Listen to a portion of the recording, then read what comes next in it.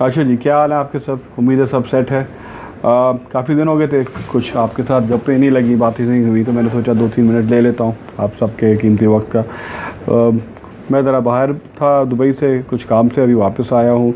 और बड़ी खुशी हुई देख के कि इस वक्त मार्केट में जितनी हलचल हो रही है और जो रिपोर्ट्स अभी सामने आई थी, तो सोचा था कि बड़ी जल्दी से आपके साथ दोबारा थोड़ी सी अपडेट्स शेयर कर लेते हैं। पहली बात तो ये थी कि साल के शुरू से लेकर अभी तक तकरीबन 194 ट्रांजैक्शंस लैंड डिपार्टमेंट में रिकॉर्ड हो चुकी हुई हैं। और ये जो ट्रांजैक्शन है, ये सिर्फ और सिर्फ हाई एंड लग्जरी प्रॉपर्टीज़ के लिए हैं।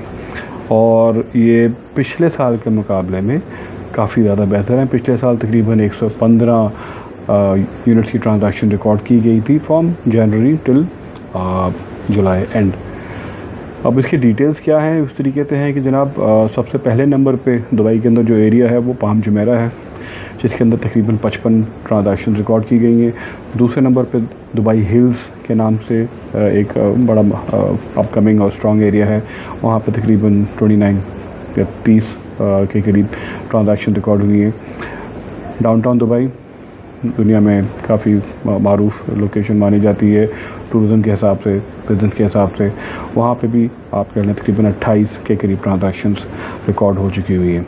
मोहम्मद बिन राशिद सिटी बहुत ही लोकेशन है दुबई के हार्ट के अंदर, जिसको बोलते हैं। वहाँ पे 22 ट्रांजैक्शन हो चुकी हुई हैं अभी तक। एमिरेट्स हिल जो है उसमें 17, और जुमेरा गोल्फ स्टेट्स के अंदर तकरीबन 12 ट्रांजैक्शन हो चुकी हुई है। तो इसका मतलब ये हुआ कि जनवरी से लेकर अभी तक अगर हम इसको थोड़ा बहुत एडअप करने की कोशिश करते हैं, तो इन टोटलिटी आप कह लें 65 लग्जरी अपार्टमेंट की ट्रांजैक्शन अभी तक रिकॉर्ड हो गई हैं, जिनके साथ में आप ऑलमोस्ट 78 मेरा ख्याल है प्राइम विलाज या टाउन हाउस की ट्रांजैक्शन हैं, और 51 ऑफ प्लान लग्जरी विलास की ट्रांजैक्शन है। तो इसका मतलब अब बेसिकली ये हुआ कि अगर कोई आपसे कहे कि यार इस वक्त तो दुबई में काम नहीं हो रहा या दुबई में लोगों की इंटरेस्ट नहीं है, ये कतई सही नहीं होगा। काफ़ी सारे लोग हैं दुनिया भर में जिनकी नज़रें अब भी दुबई के ऊपर हैं, ये देखने के लिए कि जो लग्जरी, जो आराम, जो आसाइशें आपको इतनी आसानी से यहाँ पे दस्तयाब हैं, वो अब आपकी अफोर्डेबिलिटी रेंज के अंदर बिल्कुल आ जाती हैं, स्पेशली लग्जरी के हिसाब से। और दुबई वैसे भी पूरी दुनिया में जाना माना जाता है as one of the top most destinations in terms of tourism. या तो फिर अगर आप कारोबार के लिए इसको कंसिडर करना चाहते हैं, या अगर आप खाली एक रिहाइशगाह के लिए अपने लिए एक सेकंड होम कंसिडर करना चाहते हैं, तो इन सब पॉइंट्स के ऊपर दुबई को आप डेफिनेटली टिक मार्क कर सकते हैं आराम से।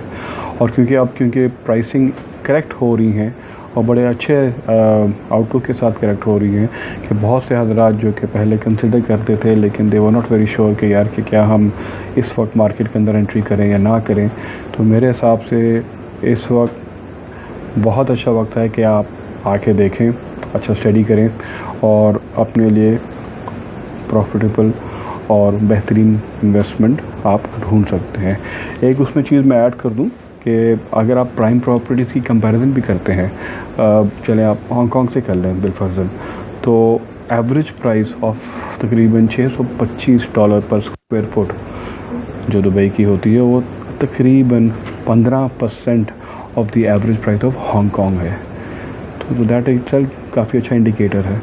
और IQI ग्लोबल का यही सबसे बड़ा बेनिफिट मिलता है कि हमारे दुनिया भर में ऑफिसेस हैं, और जिन हजरात को भी अच्छी अपडेट्स प्रॉपर्टी से रिलेटेड, कमर्शियल प्रॉपर्टीज़ के रिलेटेड, रेजिडेंशियल प्रॉपर्टीज़ के रिलेटेड, डेवलपमेंट्स के लिहाज से अपडेट्स भी अगर चाहिए हो, मालूमात चाहिए हो फ्रॉम द ग्राउंड, तो ऑब्वियसली आप जब भी चाहें मुझसे रब्ता करिए। और मेरी पूरी कोशिश होगी कि मैं और मेरी टीम जिस तरीके से भी हो सके आपको हेल्प आउट करेंगे एंड आपकी मदद करेंगे।